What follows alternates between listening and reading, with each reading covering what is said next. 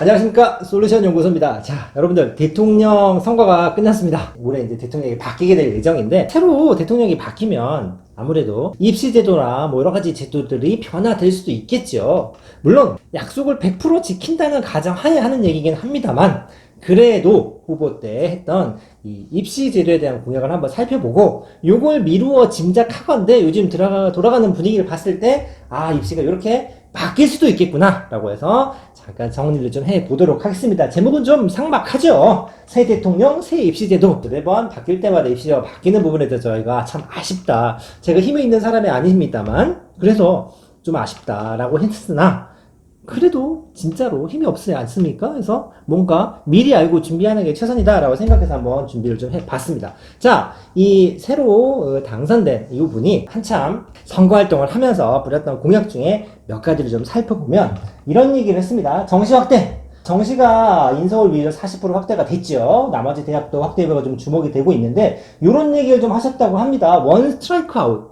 실은 최근에 정시가 확대되고 수시가 축소된 이유 중에 가장 큰 거는 이 조국 사태죠. 다양성을 강조하는 제도에서 느닷없이 비리가 불거지고 사건이 터지면서 투명성과 공정성이라는 키워드로 느닷없이 바뀌는 바람에 상충되는 제도도 굉장히 많고 문제가 좀 생겼죠. 그래서 원 스트라이크 아웃. 한 번만 제대로 걸려라. 끝장을 내겠다. 한 번도 안 봐준다. 조심해라. 약간 이런 식으로 원 스트라이크 아웃이라 해서 관련자 다 잘라버리고 이런다고 했는데 애매모호합니다. 이 새로 당선된 분의 이 입시 정책에 대해서 약간 그 단점이라고 해야 되나요? 이런 얘기는 뭐냐면 어떤 큰 방향성에 대해서는 대충 알겠으나 구체적인 시행 방법에 대해서는 언급이 좀 부족했다라는 얘기들이 좀 많습니다. 여기도 야, 한 번만 걸리면 큰일 나. 요 정도로만 언급이 된 것 같습니다. 자, 그 다음에 뭐가 있냐면 요런 걸 좀 했습니다. 메타버스 기반 컨설팅 제공한다. 아, 이건 이제 누구나 하는 얘기입니다.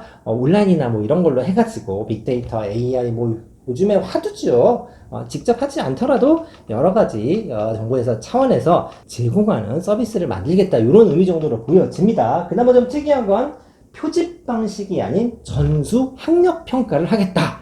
무슨 얘기냐면 전수조사를 하지 않습니다, 요즘엔. 그러니까 이 표집 방식이라는 게 뭐냐면 랜덤한테 뽑아서 꼭 100명이 시험 보는데 100명 채점 다 할 거 있어? 10명분만 골고루 잘 뽑아서 데이터를 뽑으면 아, 대충 평균이 요 정도 선에서 왔다 갔다 할 것이고 어느 정도의 학력 수준이다라는 걸 파악할 수 있는데 좀 더 디테일한 컨설팅과 보완을 하기 위해서는 표집 방식이 아니다. 그걸로 안 된다. 전체를 대상으로 시험을 봐서 면밀한 분석을 통해서 학력 미달 상황을 정확하게 파악하고 그걸 가지고 대응책을 만들겠다 이런 얘기를 했다고 합니다. 실은 이거는 약간의 반대 목소리가 있을 수 있죠. 자, 굉장히 긍정적인 취지로 보면 그냥 100명이 있는데 100명은 다 시험 봐서 점수 파악해서 분산, 표준 편차 다 때려서 이 부분이 좀 취약하구나. 몇 퍼센트가 공부를 못하는구나. 1등은 몇 점 정도 맞는구나. 이런 것들을 파악하면 좋은데 뭐가 문제가 되냐면 바로 일제고사라는 용어가 등장하게 되는 거죠.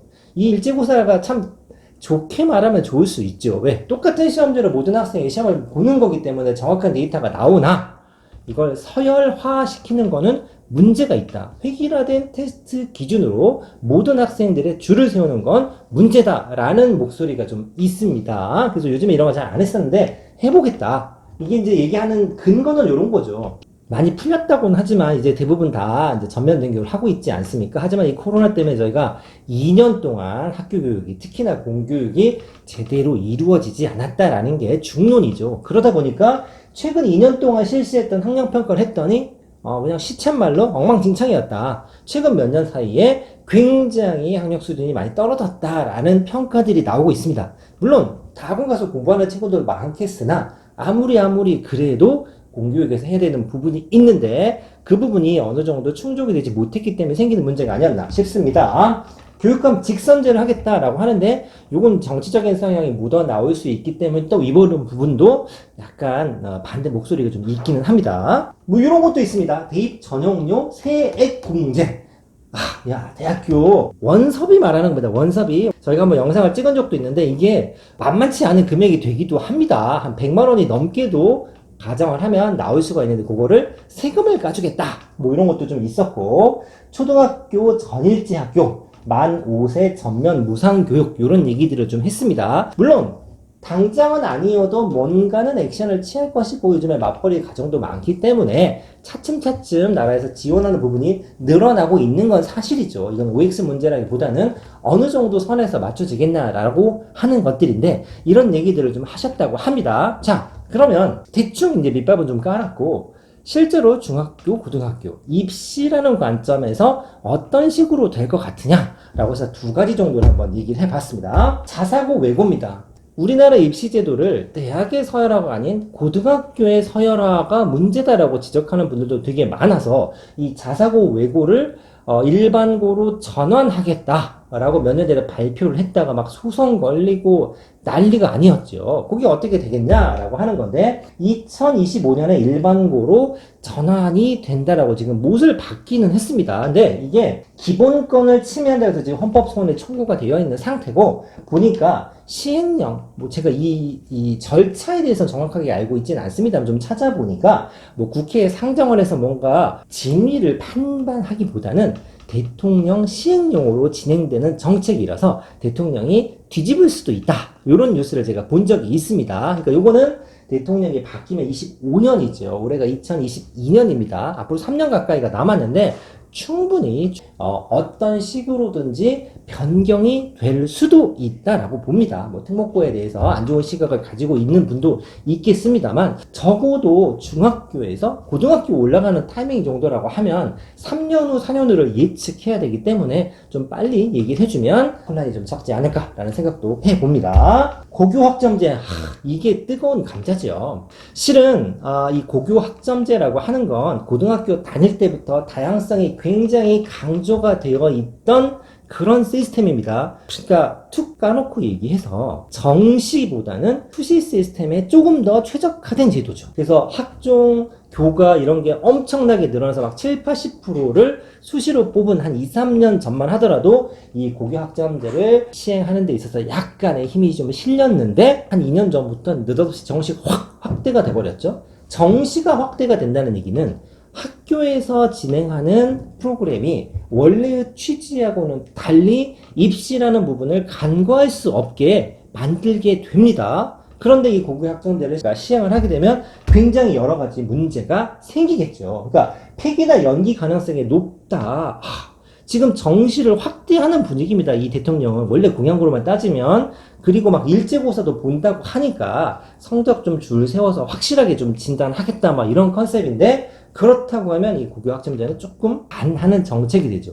이게 또 문제가 뭐냐면 정시 확대와 엇박자라고 되어 있다라고 있지요. 그러니까 수시에 좀 더 최적화된 시스템인데 이게 왜 폐지나 연기 가능성이 높다고 얘기하냐면 우리가 뭐 일제고사 보고 수능 정시 확대하고 막 이러면 어떤 단체들이 막 얘기가 나오냐면 야 학교는 공교육은 입시 학원이 아니다 이런 명락을 하면서 뭐 교원 단체들이 있죠. 이런 데서 굉장히 반발을 하는데 그런 단체에서조차 이 고교 학점제에 대해서는 아직은 좀 시기상조다. 이게 학교에서 처리가 되겠느냐. 단적으로 최근에 수능이 문이과 통합형이 됐고 문과도 과탐을 배울 수 있고 이과도 사탐 과목을 선택할 수 있게끔 시스템이 바뀌었죠. 그래서 수능 선택 과목에서도 여러 가지가 통합이 좀 되지 않겠느냐라고 했는데 한 번이라도 입시 요강을 보신 분은 알 겁니다.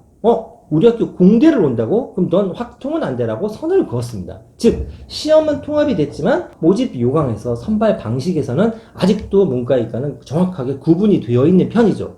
학교로 가면 좀 더 심해집니다. 너 문과 갈 거니 이과 갈 거니라는 용어를 아직도 쓰죠. 그러면 전 이과인데요. 물리보다는 한국사가 좋습니다. 물리보다는 한국지리가 좋아요. 전 세계사에 굉장히 관심이 많아요. 라고 한다고 해서 내가 원하는 과목을 들을 수가 없습니다. 왜? 선택 과목이 19개 정도가 되는데 그 중에 내가 두세 개를 랜덤으로 하게 되면 그 경우의 수가 어마어마하기 때문에 학교에서 그걸 전부 다 커버링을 칠 수가 없죠. 그러다 보니 학교별로 문이과는 구분이 되고 그 다음에 특정 과목 같은 경우는 개설이 안 되는 경우도 굉장히 많은데 이 고교 학점제 같은 걸 하게 되면 그런 시스템을 학교에서 어느 정도는 수행을 좀 해줘야 효과가 됐는데 이 교원단체에서조차도 야 그건 아직 좀 무리가 있지 않냐. 준비 제대로 해야지 지금 이래가지고 쭉두밥도 안 된다. 약간 이런 얘기를 하는 거죠. 그래서 뭐 교원단체들, 교총이나 전교도에서도 실은 그렇게 환영받지 않았으나 현 대통령이 또는 이제 정부가 약간은 뭔가 정책을 발표하면 밀어붙이기 식으로 진행하는 게 좀 있어서 고교학점제도 2025년부터 시행한다라고 계속 얘기는 하고 못을 박은 상태이긴 합니다만 대통령이 바뀌면 이 부분도 조금 바뀔 수도 있지 않을까 싶습니다. 그래서 준비되지 않은 제도에 대해서 비판을 좀 한다. 그래서 윤당 선생님 같은 경우는 뭐 공정성 화두를 해서 정책 확대를 좀 지지하는 입장이다라는 얘기입니다. 정리를 좀 하자면 이렇습니다. 원래 일본 후보님께서는 전부 다 수능도 없애고 자격 고사화 시키고 이런 얘기를 했었지만 새로 이제 당선된 이 새 대통령이 되실 분은 정시를 좀 확대도 하고 일제고사 같은 거 봐서 학력 평가도 좀 제대로 하고 그리고 나서 뭔가 경쟁력을 키우고 거기에 수반되는 여러 가지를 하겠다 뭐 이런 느낌이죠. 그러면 이제 우리가 고등학교를 고를 때 선택 기준이 모호해질 수 있죠. 수시가 강조되면 이렇게 선택하죠. 특목고를 가야지. 왜냐면 학생부 자체의 퀄이 좀 다를 수 있고 일반고를 간다라고 얘기하면 여전히 내신이 전체 학생부에서 좀 주된 내용이죠. 주된 콘텐츠입니다. 쉽게 말해서. 왜냐면 학생부 내용도 줄어들고 금지어도 많기 때문에 학생부 자체만 이 친구가 어마어마한 뛰어난 잠재력을 가진 학생이다라고 판단하기가 부족하죠. 저는 물리에 관심이 있고 물리를 너무너무 좋아하는데 물리가 5등급이고 4등급 맞으면 앞뒤가 안 맞는 얘기가 생긴다는 얘기죠. 그래서 내신을 베이스로 할 수밖에 없고 수능이 여기서 더 확대가 된다고 하면 동네 못하는 학교 가서 내신을 따는 것보다는 그래도 우리 흔히 말하는 면학 분위기가 좋은 학교에 가서 열심히 공부하는 게 유리할 수도 있다라는 거기 때문에 아무래도 지금 고2나 고3이라기보다는 대통령이 바뀌면 입시정책이 어떻게 바뀔 건가?